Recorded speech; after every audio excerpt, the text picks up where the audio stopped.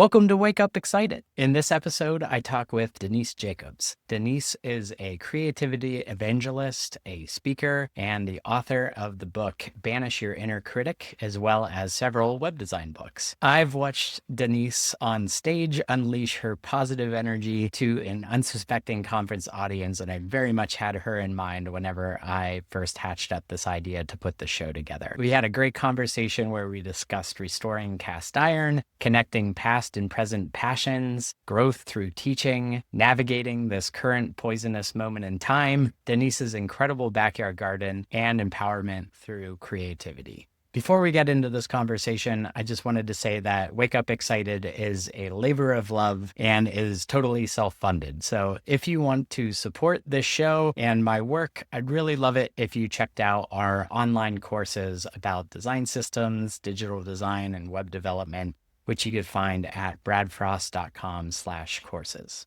All right, without further ado, here is my conversation with Denise Jacobs. Denise, what are you excited about right now? What has you waking up excited? I actually have a few things that are having me wake up excited, but the first one that's a tangible thing is I just started restoring cast iron, which I kind of love, like how obscure that feels. I think especially for people of a certain age, like in the tech industry and stuff like that. But I feel like there's been this, especially with the pandemic and stuff like that, there's definitely been a movement to get back to things that are more tangible and physical that you can do, that are more kind of traditional type endeavors. I know during the pandemic, everybody got crazy about making sourdough bread. So during Christmas of 2023, my sister had mentioned something about restoring cast iron and that there's like a method you can use using easy off and putting it in like a black plastic bag and letting it sit for a few days, and it takes off all the crud and all the old, caked on stuff. And I had a full set from 12 inches down to 6 inches of cast iron in like 6 pieces or something. And I was like, oh, wow, I'd really like to do that because I have these old pieces and they don't seem to like be nonstick the way cast iron's supposed to be. I didn't Yeah. do it. And then I thought, oh, for this Christmas, I was thinking, oh, maybe what I'll do is I'll take one of my extra cast iron pans and I'll refinish it and over for Christmas. So I did kind of a deep dive looking into stuff, started following this guy called Cast Iron Chris on Instagram, and watched his videos, watched some of his stuff on YouTube, followed this other guy named Josh Shapiro. I did it with the easy off, hated it because the stuff didn't come off and I was like all grumpy. And so then I went back to the videos and I was like, okay, do I need to make an electrolysis tank? The answer to that is no, I didn't need to make an electrolysis tank because one of the other things that I used to wake up excited to do many moons ago is make handmade soap, handmade cold process herbal soap. And one of the things that you need to make that is sodium hydroxide, aka lye, which, because I make soap, I literally have just hanging around. And so one of the methods that you can use is to make what they call a lye bath. And you put in 1 pound of lye to 5 gallons of water. And I was like, well, that's easy. I got lye. I happen to have just a pound, put it in a bin that I had literally found on the side of the road. And I did it and like put the pans that I had been struggling with in there and like came back the next day and just went and took the crud right off. I was like, oh.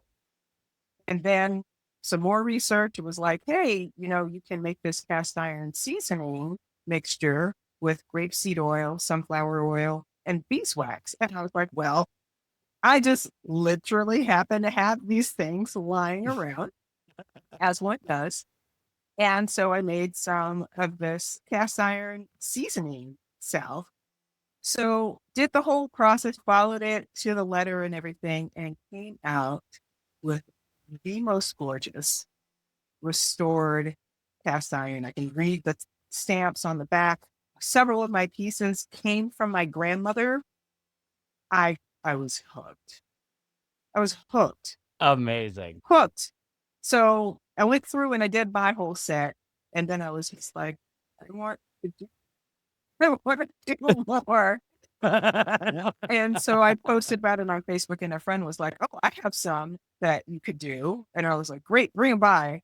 And then she was like, "Oh, and I also saw this posting for these ones for sale." I was like, "Great." Contacted the guy, went, I have gathered up, I think at this point in time, probably 20. I've done a lot, but I keep doing them and they keep coming out perfect. And oh, God, look at this. I mean, that looks like, yeah, And then that, this am I brand a in pampered particular, chef? Oh my God. so pretty. It's from India and it's got these gorgeous, gorgeous, Oh, amazing. I mean, amazing. wow. Look at this. Gorgeous. Like that looks brand new. It does.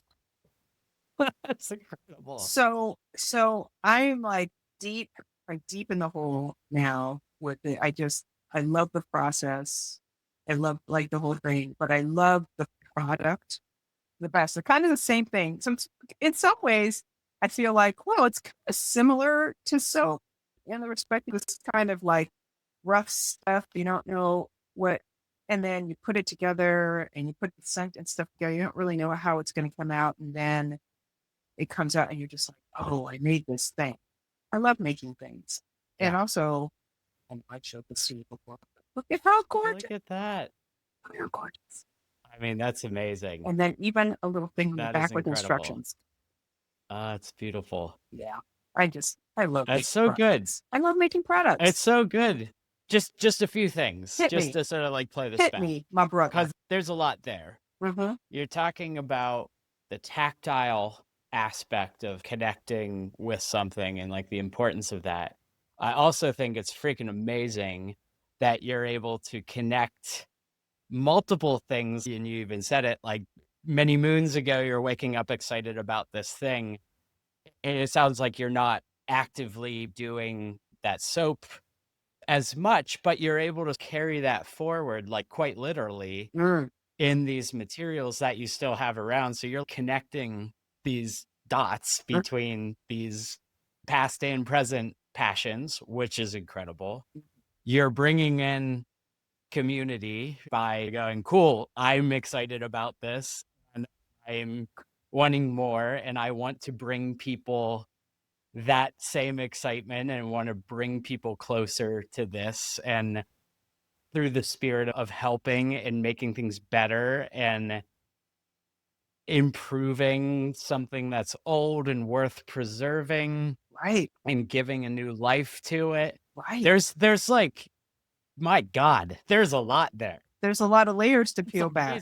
amazing. And you'll see in a lot of ways that this is very much a common thread with me. But being able to take something that was not wanted, considered not valuable or trash, even, or Mhm. too much work or whatever, and taking it and being like, oh no, I find this valuable and I can make use of it in this way, and then turning it into something absolutely beautiful and spectacular. One of the things that I think is very, very common in our culture, sadly starting to be more of our dominant culture globally, is this kind of fast consumption, getting things, using them when they stop working so well, just throwing them away. I mean, the number of things that Mhm. I see being thrown away that look perfectly usable. Yes, last night I was driving home and I stopped because I saw something on the side of the road in my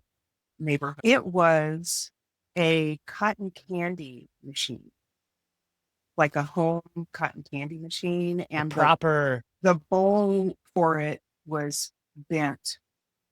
First of all, I'm like, how did you bend it like this? But they just had it in a box, and it's like the whole thing, the whole mechanism, the whole machine. yeah. Just try to fix this. Like, this is a whole ass machine. Like, it wasn't bought to be disposable. It was bought to be used. And the thing I love about the cast iron is no matter how jacked up it looks, for the most part, if you strip all the stuff off and re-season it, you're like starting from the beginning and you've got this perfectly serviceable item that probably has tons of history, tons of people have touched Yep. it, tons of meals have been eaten at it. It's nourished countless numbers of people, families, children, people. So I think that's really cool. And I also really love as a designer, as a musician, all kinds of things that you've done in your life. I love the process of building master arts of something.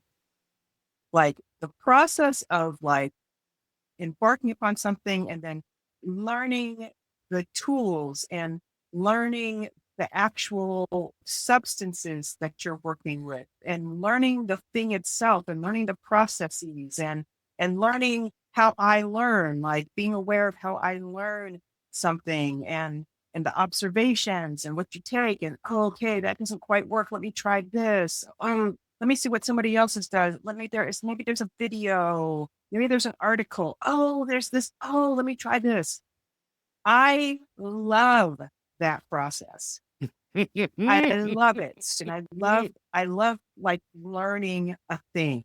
There's so much there, right? That's why I think that this matters and really is the whole gist of this thing is that there are all of these opportunities around us. We are so incredibly lucky Mhm. to have, yeah, pick up literally anything. Like you said, physical object, hobby, thing to sink your teeth into. The possibilities are infinite. No other point in human history have we had so much abundance and opportunity. Mhm. What's interesting to me, and this is like a little bit of what I'm kind of picking at with the show, is you don't necessarily feel that that's shared when you look out in the rest of your community or society writ large. Mhm. It's like you get it. You're like, oh yeah, like learning stuff, connecting with things, doing stuff, like not just throwing shit away.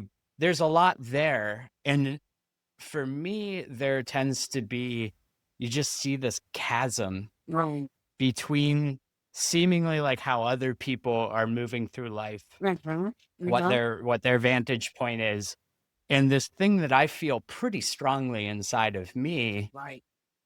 And I'm curious if you share that. Oh my gosh. Are you kidding? Like the amount of the sheer lack of curiosity and willingness or interest in learning and expanding your mind and expanding your perspective and expanding what you understand or know to be true.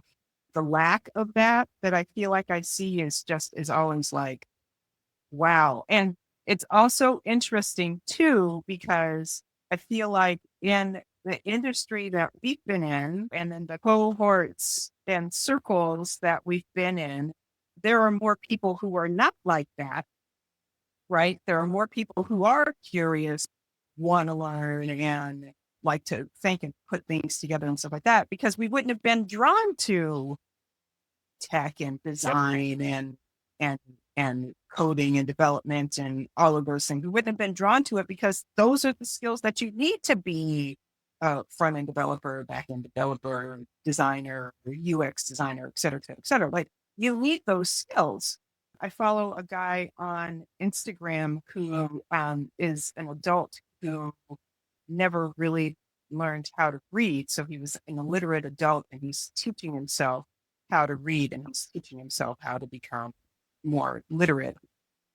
Just following him and seeing his struggles and seeing him struggle through pronouncing words and reading things. And he's like, oh, I wanted to read Harry Potter, but it's kind of too advanced. And so I'm going to have to kind of ratchet back and read something that's not as advanced. And for me, as somebody who learned how to read when I was two, but like I just started reading early and I love to read and I love words and I love like all this stuff. Like that is such a polar opposite of my experience. And I realized that he's not an exception, but there's a Mhm. huge, huge part of the population who is at that literacy level and all that stuff. And it's like my heart goes out to them because I'm just reading is so amazing and it's so necessary. It's such a necessary skill. And to think even how a person's life would would play out or be structured when they don't know how to read or they don't have enough reading comprehension to understand things like a rental agreement Yes. or, you know, Yes. and so, Yes. or even to fill out a form Yeah. online.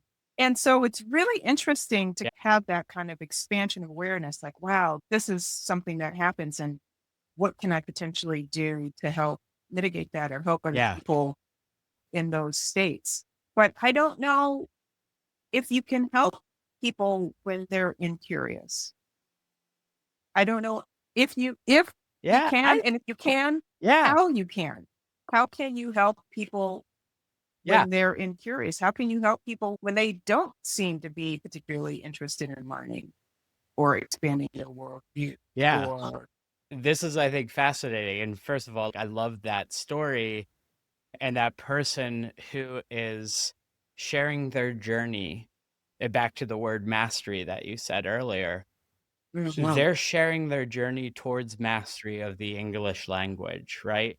And Right. sharing that journey along the way, just as you're saying, it's like, I love picking up new things, going through that process.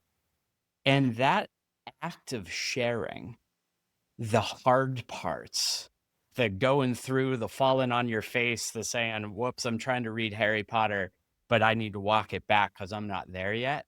That Mhm. is like massively empowering to the one themselves, but two to all these other people as well. And it's something that I think that curiosity can be sparked through the process of sharing the Mhm. struggle and the creative act, because what ends up happening whenever you just see the finished painting or you just feel the final composition is a bunch of people go, I can't do that. Right. I can't do that.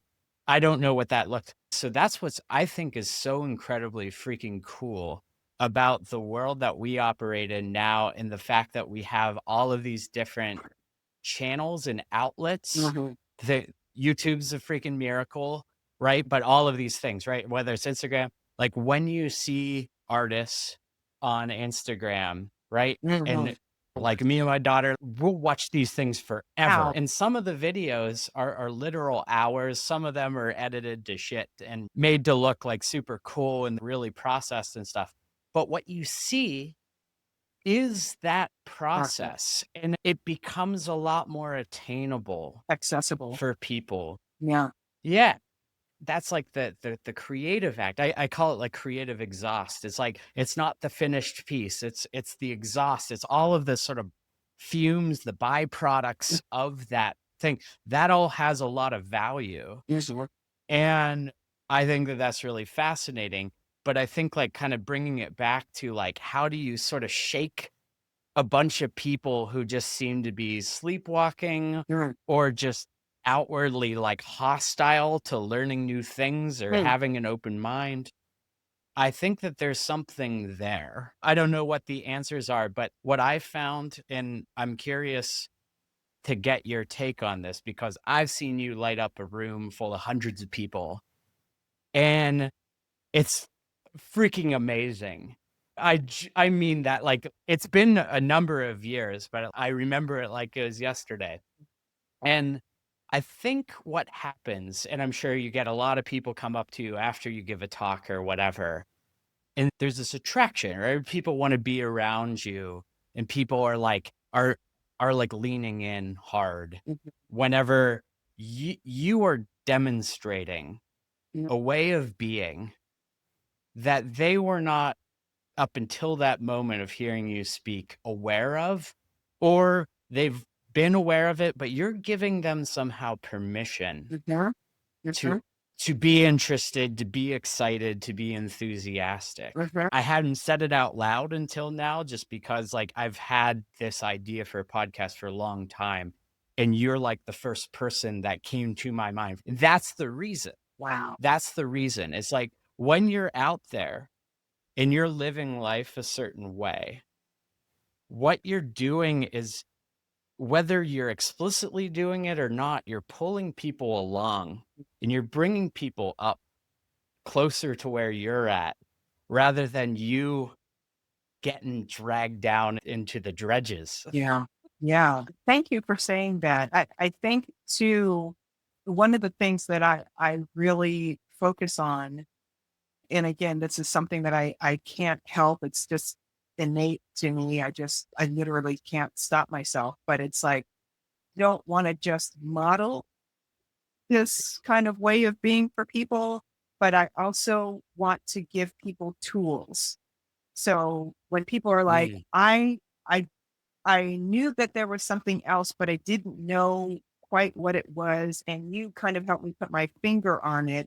And I'm like, yes. And I'm thinking to myself, yes. And I hope I gave you some tools to be able to actually yeah, start on the process yourself. Because I have to yeah. tell you, one of my pet peeves as a speaker is going places and going to conferences and listening to speakers. And they're like, this pie in the sky thing and this wonderful thing and that wonderful thing and the other thing. And I'm like, great, how do I do it? And then they get off the stage and I'm like, do you, what? You gonna say all this and you're not gonna give me anything tangible or concrete of how I can possibly access that? And I have to say that in terms of like with my own creative endeavors or craft, DIY, et cetera, creative expression and stuff Hmm. like that.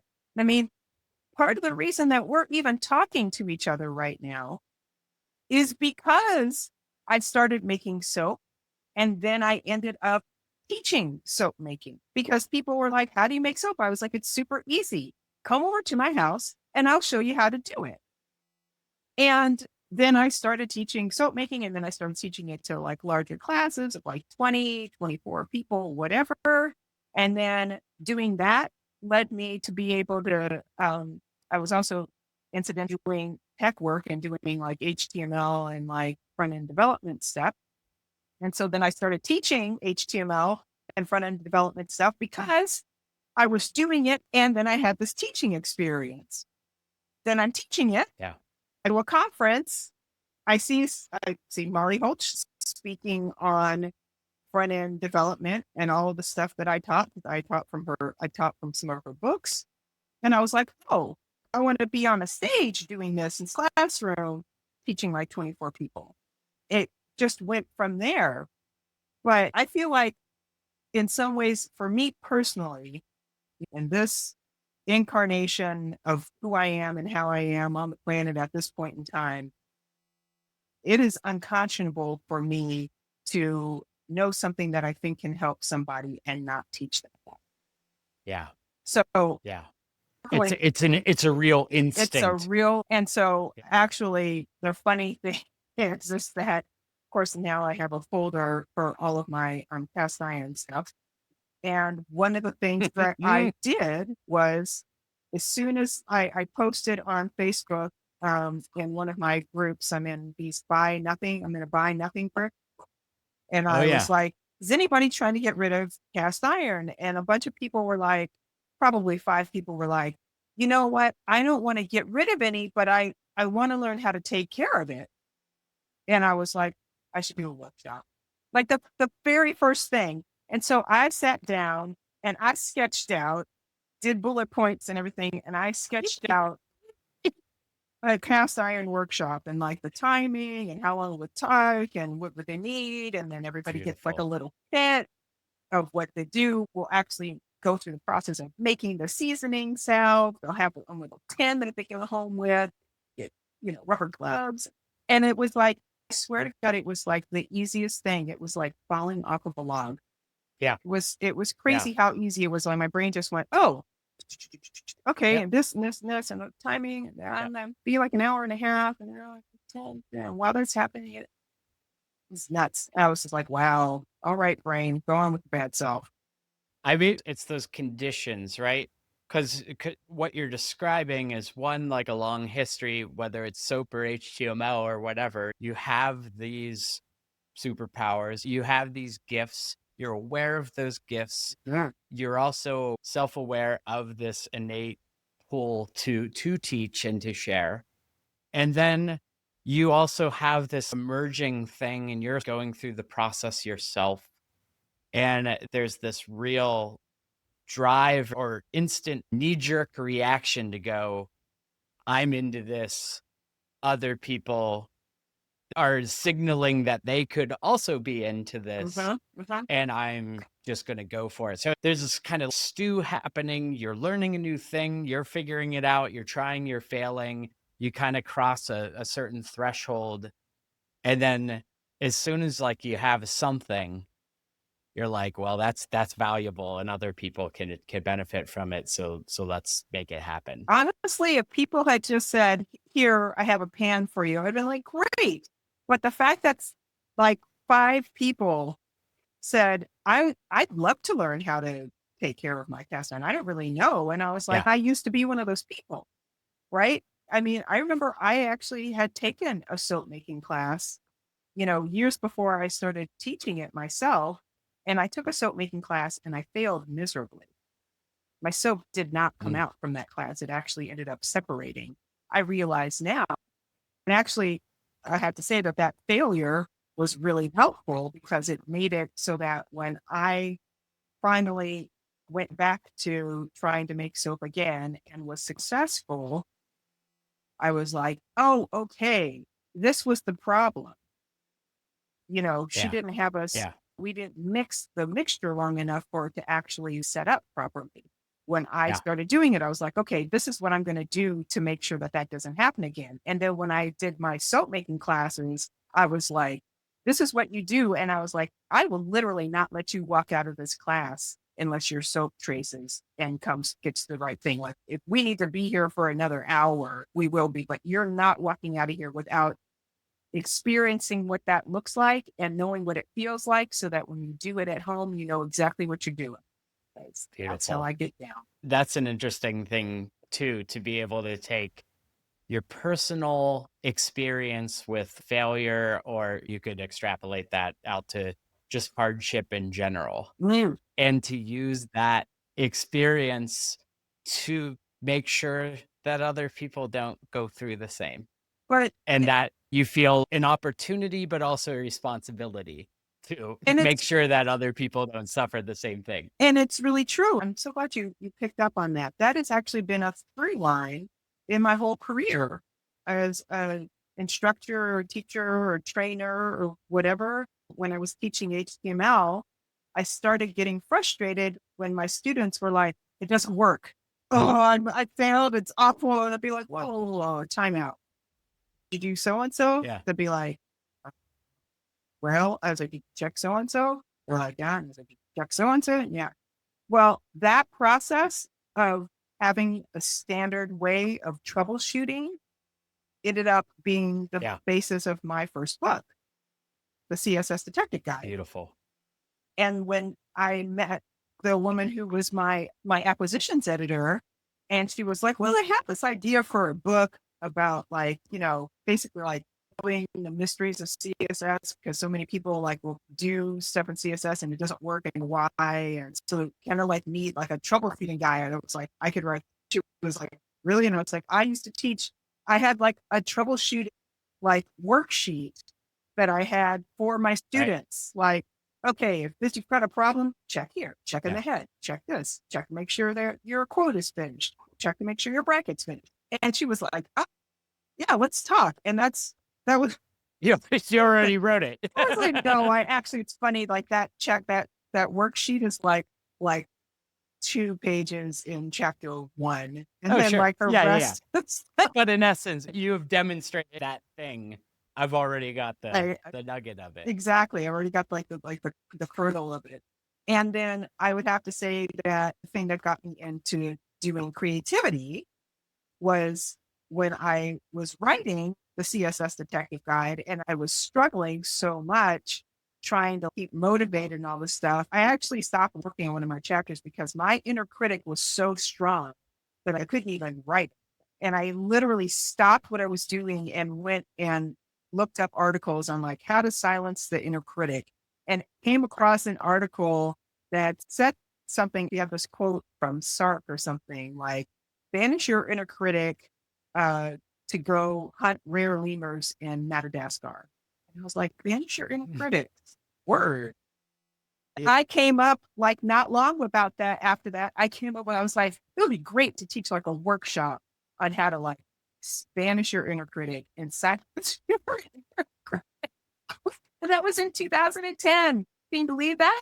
And like that, just Beautiful. that kind of through line. And so like when I was like, oh, there's this whole, there are all of these things that I did when I finally started doing research. It turned out that a lot of the things that I was doing intuitively were actual Yeah. practices for Yes. unblocking creativity and silencing your inner critic and all that Yes. stuff.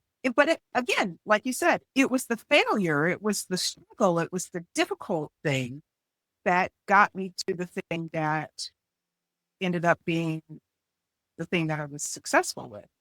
To be able to flip something on its head Mhm. and make lemonade out of it. Mhm. There's really something to the fact that you're doing this through the lens of not just how do I solve this problem for myself, but a real theme here is as soon as you're like, there's something, or like, oh, I got through this, the immediate instinct is to go, oh, let me do a workshop on this, or ultimately, like, let me like write a book on the topic.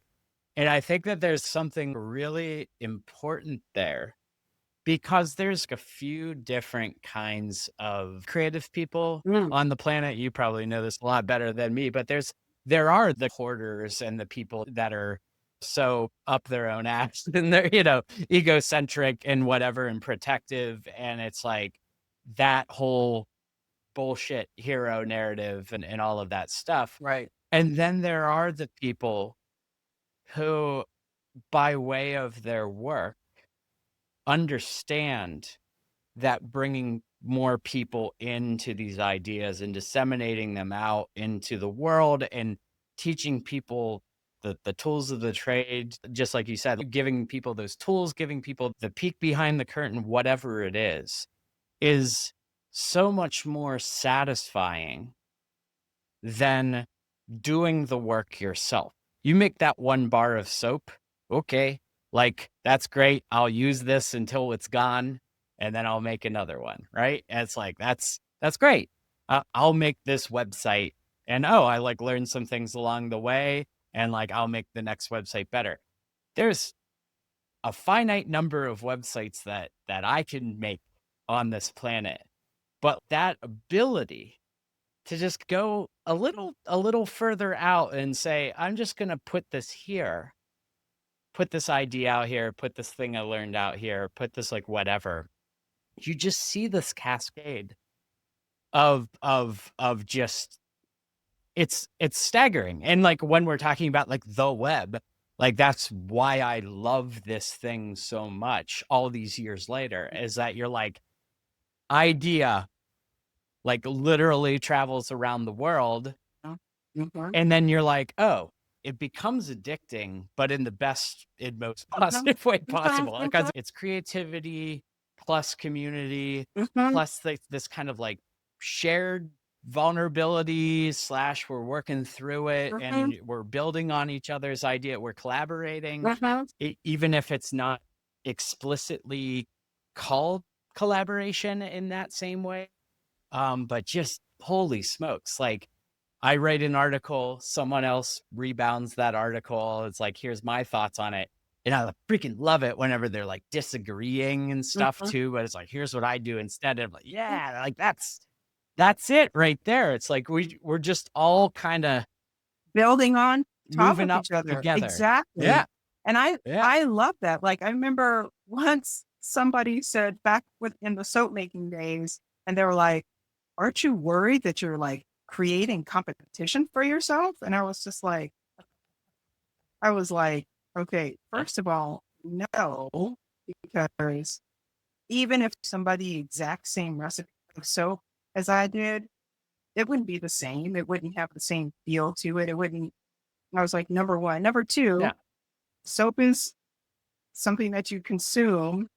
you go through it, that I was like, I buy soap from other soap makers. I don't want to just use my soap. It's like eating your own cooking all the time. You're like, I don't want to just eat my own food all Yeah. the time. I like eating other people's food because it tastes different than mine. Um, Yeah. and not Yeah. only that, I Yeah. was just like, if people want to, I mean, they can teach it and everything. I was like, but I'm really good at teaching this. Here's an interesting thing that's kind of funny too. So when I decided to stop teaching soap making out of my house and wanted to teach it to more people, I was living in Seattle at the time, and I went to the UW extension, which is like the adult education extension that they have Yeah. for night classes and stuff like that. And I went there and I Beautiful. submitted an application to teach my soap making class through that and everything. And, during the interview, they basically were just like, here are all the rules. Will you abide by the rules? And I was like, sure. And they're like, nice to have you on board. And I was like, okay, great. Well, I would like to have two sections of the class. And they were like, oh, yeah, when you're starting out, what we recommend is that you just have one session and you don't have two sessions because if it doesn't take on and not that many people sign up, it's better to just have like one course that's like partially full or almost full than like two courses that aren't very full at all. And I remember thinking to myself, you have no idea how popular this class is. But I was like, okay, that's cool. Whatever. We'll just do one. And they're like, yeah, we'll just like, we'll see. And I can see if it builds up in popularity and all that stuff. I was thinking, like, huh? They put it into, they used to do like this kind of like newspaper flyer thing that came out for the new quarter and everything. It came out 3 weeks after it came out, which was before the quarter started. 3 weeks after it came out, I get a call from the woman who was the director of ASUW. She was like, hey, Denise, it's Tiffany. And I was like, Tiffany, girl, what's going on? She was like, well, your class is full and has 16 people on the waiting list. Did you want to open up another session? And I was like, yep. And basically from that point on, I always had two sessions of the class and they always filled and I always had people on the waiting list. Always, every time. And it's like, because I just knew it was like, it was so timely and it was so like perfect. So it's interesting too when you say, oh, for the people who are just like, this all to myself and I don't want to, and somebody's going to steal it and all that stuff. It's just like, how much more could you do and how much more could you grow things if you share it? Right? Like it's Yeah. part of the thing that helps not just the thing itself grow, but it helps you grow. I started teaching and speaking and stuff because the very first class that I taught to the 24 people, the way I describe it to people is like, how when you jump on a trampoline and you jump up and there's that beautiful moment where you go up in the air and you get the highest point and then you come down and the higher you jump, the more that you can really feel that. I was like, I felt like when the class started was when I jumped off of the trampoline, and when the class ended was when I landed. Like it was like that feeling of like elation and buoyance and joy and lightness and brightness and everything. When I landed, it was just like, I have to do that. That was it. And I feel like that still, like when I speak and when I go and I do a workshop, I still have that feeling of buoyancy and rightness and trueness. And do you know what I mean? Boy, do I. Right? So maybe that's why it's like my first inclination is like, I'll make a workshop. I mean, that's beautiful. Like I love that visual of the trampoline. And I think once you experience that real feeling of flow and Right. fulfillment and like this is exactly as it needs to be, that's such a potent and powerful experience. Because once you have that, you know it's there Mhm. and you go looking for When it. you know it's possible. Yeah. Right. And that's what I want with this show. Right. Because a lot of people, I think, will look at people like you or look at people like me it ends up being communicated in different ways. There's some sort of like, what are you doing? Like, I don't really get this, but like I see you and you seem to be having a good time. Something like that, right? Mhm. And I think that those trampoline zenith moments are available to everyone. Mhm.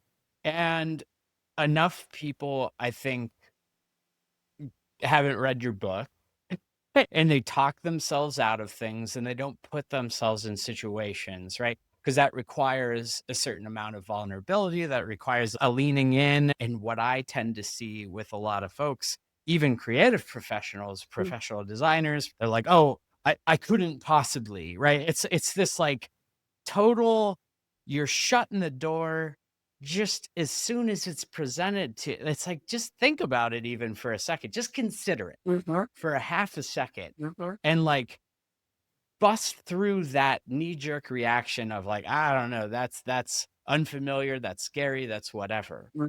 right?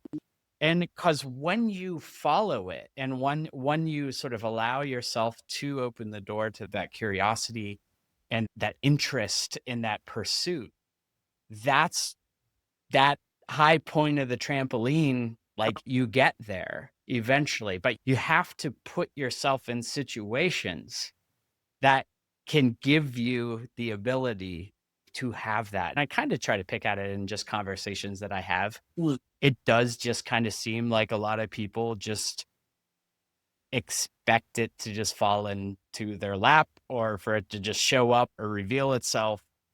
And it's like, nah, dude, you gotta go find it. You gotta go. You gotta do it. I mean, I feel like it's kind of multiple parts, right? Sometimes things do fall in your lap, but I also think that the more you pay attention to yourself, your process, your interests, what feels right, then the easier it will be for you to recognize something that comes across your path.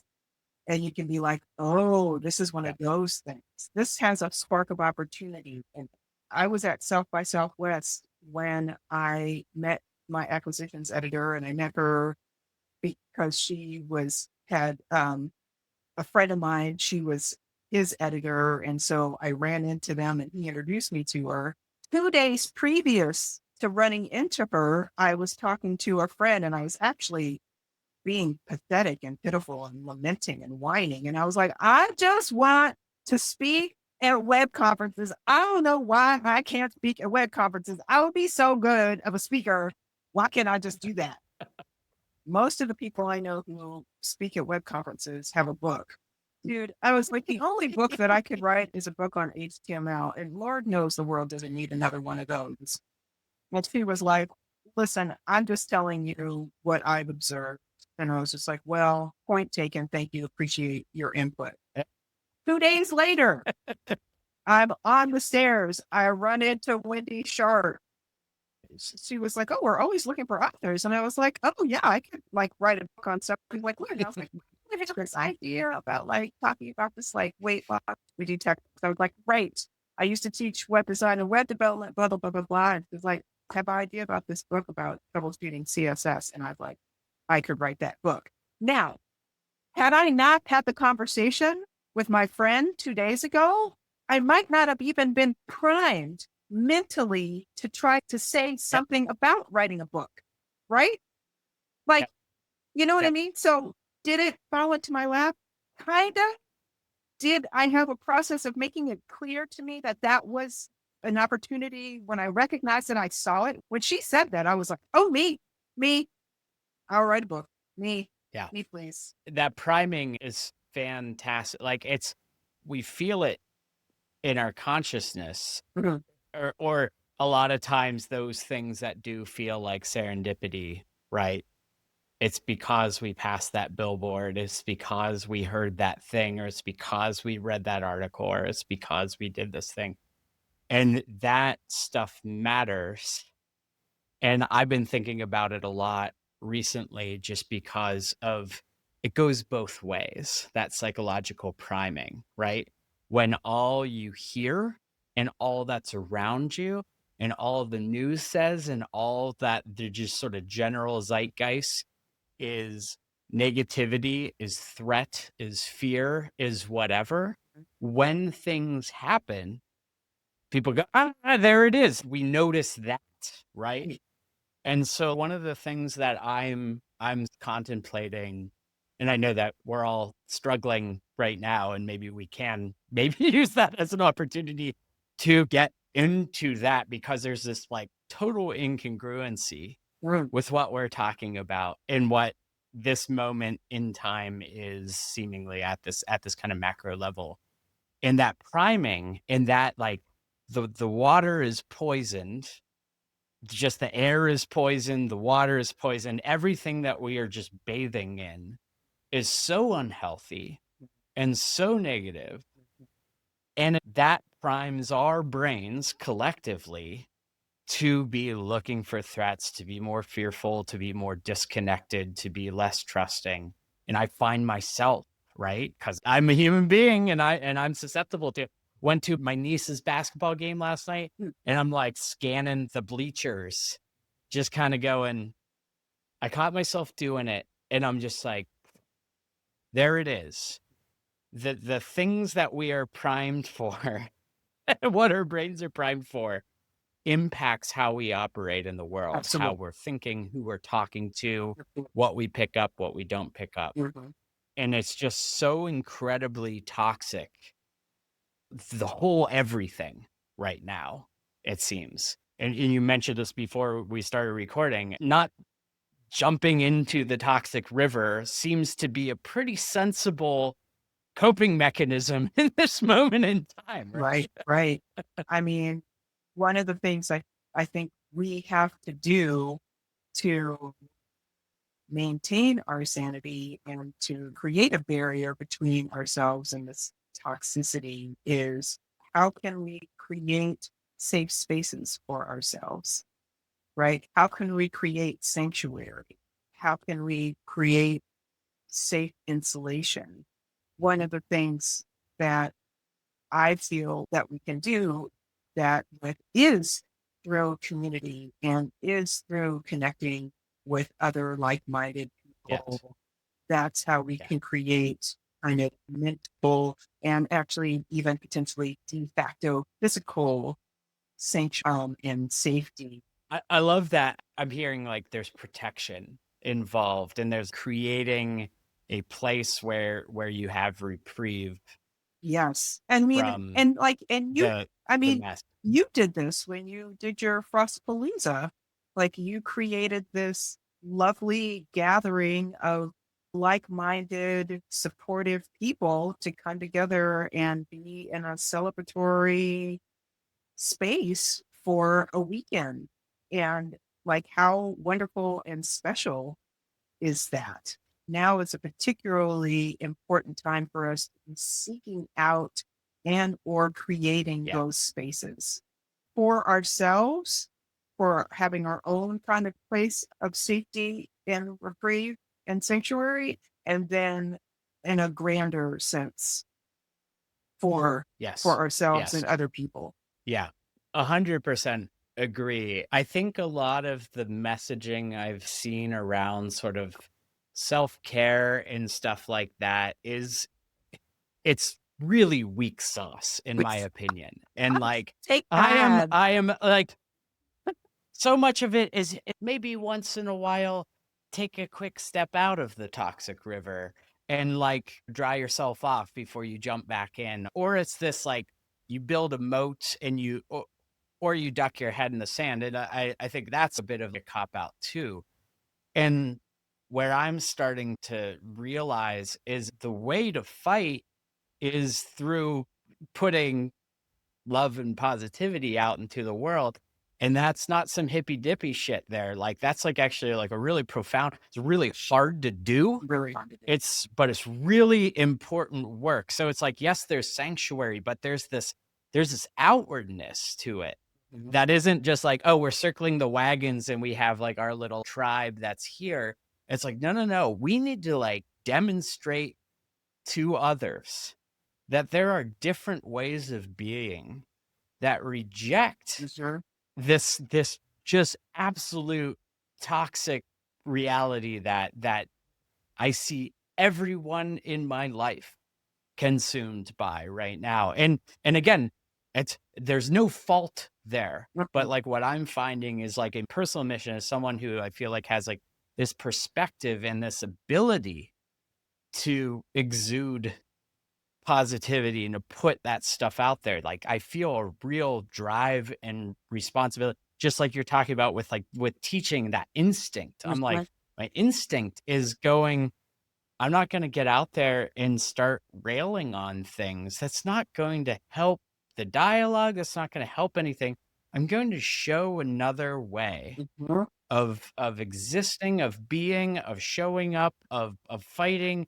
I'm gonna fight with some dollars. I'm gonna like this is something I'm gonna try this out on you, and really want to get your take on it because people get outraged because there's real harm being done to real people. So putting your head in the sand and just being like, I'm not just not going to pay attention to it. It's not acceptable. That's not an option. But also, what I've learned is that these ghouls who are very deeply psychologically unwell, Mhm. tension is their lifeblood. That is their fuel, Mhm. right?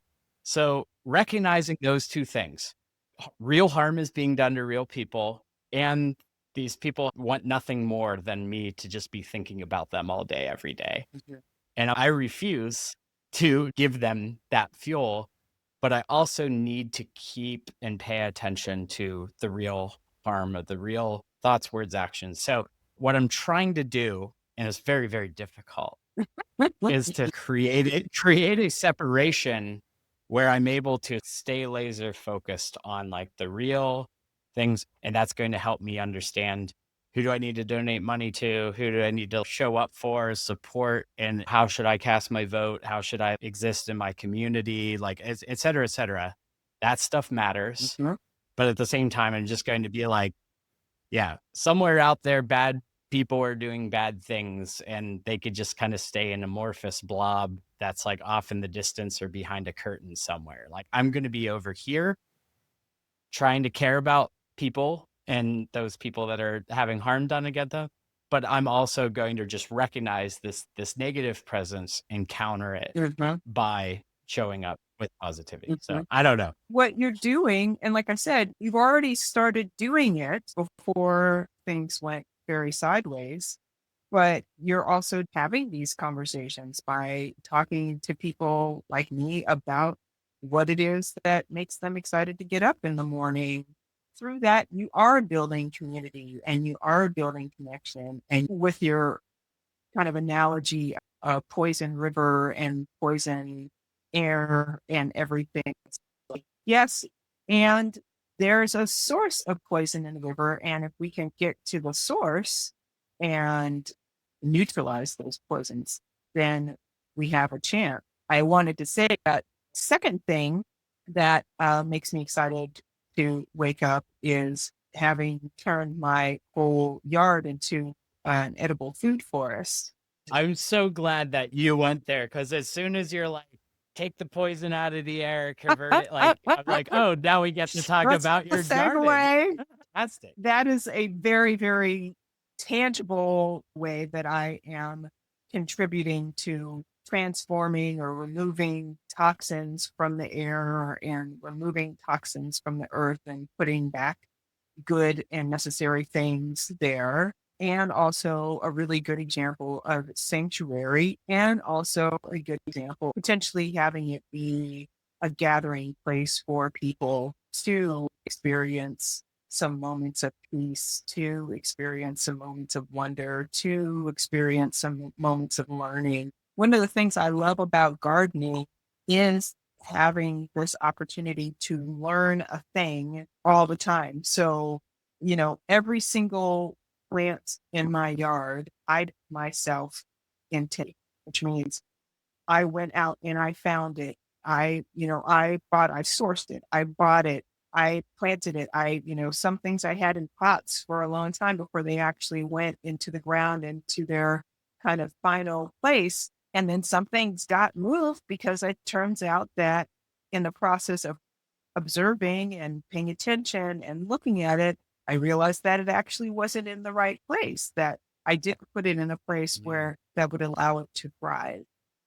And that's also something that I think is, again, very valuable is having enough time to observe something so that you can figure out how to make the most of it and get the best out of it. If that's a plant, if that's a person, if that's a team. So, I mean, I think that that's also a really important part of kind of all of this contributing to and countering the kind of grander levels of toxicity. That awareness, that being grounded for yourself, and then being able to, from a grounded place, being able to make observations and go make changes and take action based on your observations, I think is a really powerful combination. amazing. Really And the end result is this, exciting. I mean, just gorgeous looking oasis. So it's like, yeah, like the before and after is stunning, is absolutely stunning. And shit, I mean, it looks like it's like out of a textbook where it's just like, here's deforestation and then here's Right. It's reforestation or whatever. So it's like very, very like visceral before and after Mhm, picture mhm. of like this really lush environment. And it's gorgeous. It's It's gorgeous. amazing. One of my extreme points of pride with this place is the fact that most of the materials have all been upcycled. So I made raised beds out of oak wood flooring that came from my neighbor's house across the street. I have a deck with an outdoor shower and a hot Sure. tub in it. And I really, really wanted that deck to be made out of Ipe wood, but Ipe is extraordinarily expensive. And then Mm, I found a guy who had taken apart his Ipe deck and was selling the pieces at a fraction of the cost. And so I got all this stuff and had folks like sand it down and like make it renew and reuse it. And so now I have this gorgeous outdoor shower and deck, and actually had enough to wrap my cement and tile porch. And now my porch is wood. And I mean, just all of these things, some wood for free off of offer up from this guy who took apart his mom's cedar wood cabana in her backyard and was like, "Hey, if you can pick it up, come and take it." And I was like, "I will be there tomorrow with pickup trucks." All of this wouldn't have been possible without, first of all, creative constraints. Second of all, without being like, what have I got? How can I take this thing that somebody literally would have put in landfill, and how can I take yeah. it and make something with it? And that's one of the things that I'm so proud of is that these things were all going to be thrown away, you know? Yeah. And then I ended Yeah. up making this gorge oasis with what's being looked at as not valuable, as garbage, as broken, as unusable. And how can we reframe that and say, no, no, we can use this part. Okay, maybe that part I can't use. Maybe I have to sand it down. Maybe I have to cut that part off because that part's too far gone. But we Yeah. still have a lot we can work with. We still have materials that are valuable. We still have something that can be put to use. And if we just look at it properly, if we add a little bit of creativity and some ingenuity, we can figure we can figure out how to work and make it gorgeous. Yeah, not just make it good enough, like literally take it way better than it would be otherwise, right? And those ingredients matter a Mhm. great deal. And I think that's just so beautifully said. And it really doesn't require that much extra work, It- if at all. In fact, it's a hell of a lot easier half the time, right? It's certainly cheaper, as you're saying, the immediate thing that comes to mind is like whenever you look at just the stark juxtaposition of how much it takes to educate someone versus to jail them.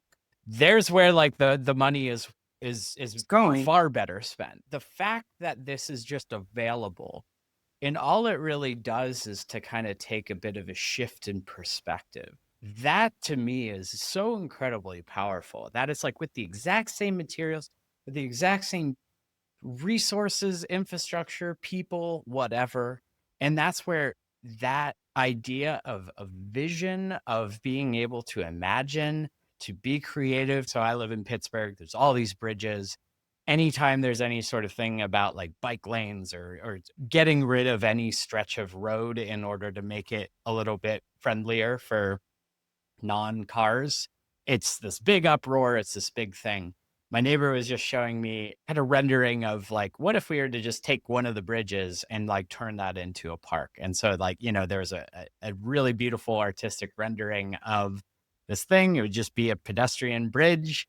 It's the bridge right by the baseball stadium. So all these people, whenever a baseball game's happening, all these people are walking across that bridge anyways. It's just like, just do that all the time, right? And plant some trees, and it'll be freaking great. It's a very inexpensive investment, but would radically transform a space that desperately needs some more green space. Yeah. And it's just like that's the kind of thing. It's like kind of coming back to it's just like there's this negativity, lack of imagination, lack Mm. of just can-do attitude versus the qualities that you embody so perfectly. I think I feel like that before and after is just like a real exercise in here's what vision gets to you. Here's what this kind of attitude can yield. Mhm. And I think it's such like just a beautiful embodiment of the spirit of the show and what we're like kind of trying to do here is to just be like, what is that like after picture? Mm. Can we teach people to be more curious when we look at these moments and what's in front of us? A lot of times it doesn't necessarily show itself as totally obvious, but there's this kind of instinct. And again, this is kind of something that I'm picking at. There's this instinct that it's like it seems like challenging the moment at hand or trying to change the moment at hand Mhm. by way of just like trying to make people happy or trying to like sort of promote positivity or creativity or like it feels almost insulting, especially as like real people are like being harmed in this moment, right? And so it seems shallow or naive to be like this actually doesn't feel like a trite peace love dove kind of like weird sentiment, but it actually feels like more potent and has more like gravity than I think that we give it credit for. And I don't know. I'm kind of like feeling around here, but it's like my overwhelming instinct is I'm like this has to be met with an equal and opposite reaction, It I does, guess. and I think what's happening in this moment is that people are feeling incredibly disempowered. Having conversations like this, exposing your audience to other people who are actually doing something and have kind of tapped into some kind of way to exist in the world in a more empowered way will help other people see how they can potentially do the same, right? It's not that you're glossing over toxic river. It's not what we're doing is we're, like you said, we're providing a counterpoint. And then I think that when Mhm. people start to feel empowered in one area of their life and feel like they can start to have more agency in one area of their life, then that can potentially spill over into other areas. Even for myself, I can look outside and be like, you did that on like a shoestring budget with like a skeleton crew. You did all of that. If you can do that, what else can you do? I'm not even going to apologize for it. I know I keep talking about my first book and stuff like that. Kind of this lovely moment, now that I have this vantage point of, gosh, that was 15 years ago. And so much has happened since 15 and 16 years ago. But it's like now I have a really clearer way of looking back at this and kind of seeing all the things that were happening that I just couldn't see at the time. And I remember when I was trying to write my book that it was just like, who am I to write a book? Like, who am I to do this? And how can I possibly do this? And I don't even know if I can. And then at the end of it, when I did it, I was just like, oh my God, I wrote a book. Not only did I write a book, but I like designed like 6 websites as examples, which I wasn't even sure if I was a very good designer, but I was actually able to design these things and break down and build them and write about it in story format. I was just like, well, Jesus, if I can do this, what else can I do? And the empowerment Yeah. that I got from being able to do this thing that I wasn't sure I was able to do made it so that it transferred. And I was like, if I can do this, then what other thing that I didn't think I could do or wasn't sure I could do can I actually do? Yeah. And I feel like It's my beautiful. life has been kind of a series of, in some cases, exploring and finding out like, oh, I didn't know I could do that, but I could do that. That's kind of, again, like the through line. And that's, I think, the importance of getting in touch with getting empowered, finding something. Maybe it's not directly Yeah. doing something to, dismantle the toxic river. Maybe it's Hmm. something else, but then that will guide you to a place of inner strength that you didn't know that you had and that you could start to address those things. The irony is that these things might seem like it's a distraction, or it's trite, or it's like, how in the world is like screen printing going to change the world or whatever, but it's like it's the same as planting vegetation you put in your that soaks up the toxicity. Everything is connected, right? And so there is this, the ecosystem that is, it's like, oh, the reason why the plants are failing down here is because, like, 30 miles upstream there's this like kind of gross industrial plant or whatever. Like, so it's all connected, even if it feels very indirect, Mhm.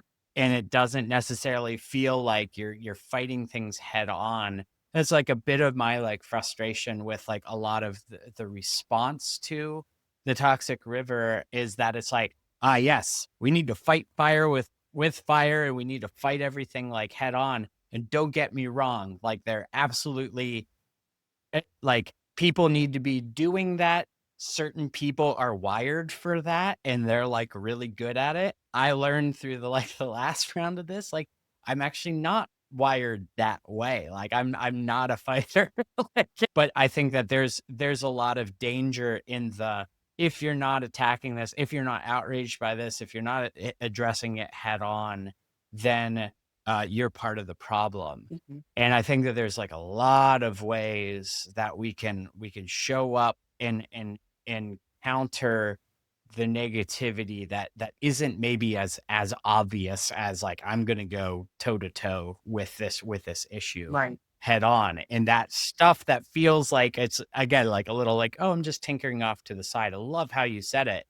It's like what you're doing is you're cultivating this sense of self-empowerment, of this ability, this attitude that allows you to start showing up. Because literally once you do it once, obviously, and you're the one that wrote the book on it, but it's like it's always there, but like it gets easier.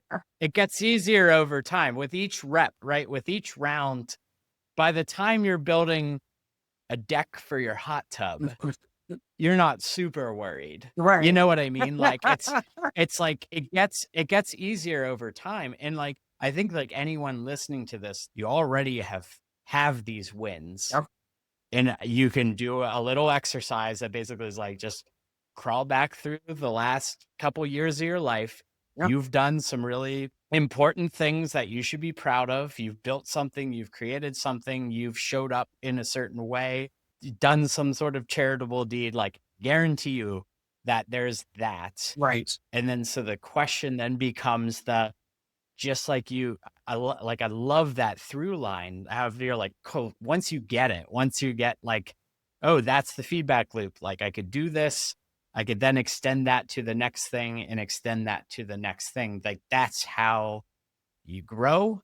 That's how you show up. That's how you live authentically and in a way that kind of snowballs upon itself in a positive direction. Mhm.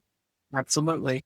100%. Perhaps unsurprisingly, as a musician, I'm always super interested in learning about hearing new music and especially music that other people are excited about. So what music are you excited about or that you want more people to know about? Okay, so my band crush has actually been going on for the last 5 years. You know how there's music that you listen to and it's like you just feel like got in a warm blanket, so soothing and calming. And my latest group that has been doing that for me is Moonchild. First favorite of theirs is called Little Ghost. The second one, Voyager. The third one is Please Re, and then the fourth one after that is their first album. So basically, I like will start with Little Ghost and then work your way kind of just backwards through their albums. It's like soulful and stuff, but when you see them, you're just like, these people are making this music, and it's just like, yeah, they are. Their album art looks amazing. Like Awesome. it's like it's got a whole It's aesthetic. awesome. And it's basically 3 folks, and, they're all multi-instrumentalists. It's just warm and great, and I love the and the harmonies, everything. It's just so, so good. Go and find some Moonchild and listen to it and change your life, and you're welcome. Beautiful. That is such a perfect way to end. So go listen to some Moonchild, get inspired. And Denise, one last thing is like, where can people find you, or what do you want to draw people's attention to of like sort of what you're up to besides, or maybe including your forthcoming cast iron. Okay, that's our thing. So, people can still find me at denisejacobs.com. I think the place that I would probably be posting the most publicly is like LinkedIn and maybe potentially some on Facebook, but not so much anymore. And occasionally on Instagram. Most definitely, what you should do is if you're interested in my book, Banish Your Inner Critic, of course, you should get it. But also, I have several courses on LinkedIn Learning that are fantastic. And so if you have a premium LinkedIn account, then you should be also getting LinkedIn Learning. If not, you can always do courses a la carte. But I have a Banish Your Inner Critic course, a creative collaboration course, developing creativity as a leader, business case for creativity, unique ways to generate creative ideas and productive creativity, as well as hacking the creative brain as part of the Creativity Every Day series. So all of those courses are nice, digestible ways of getting to know me and my content. And then if you need a great keynote speaker for your conference to talk about creativity and or the inner critic, I'm your woman. And or cast iron And skillets or I and gardens. definitely I could do like a little breakout session. That's so great. Well, thank you so much for coming on here. You were the first person that I'm like, I need to talk to Denise. No, And I'm so glad that I did. Well, thank you. Thanks so much for being here. Thanks for listening. And until next time, take care. Thanks. thanks, Brad.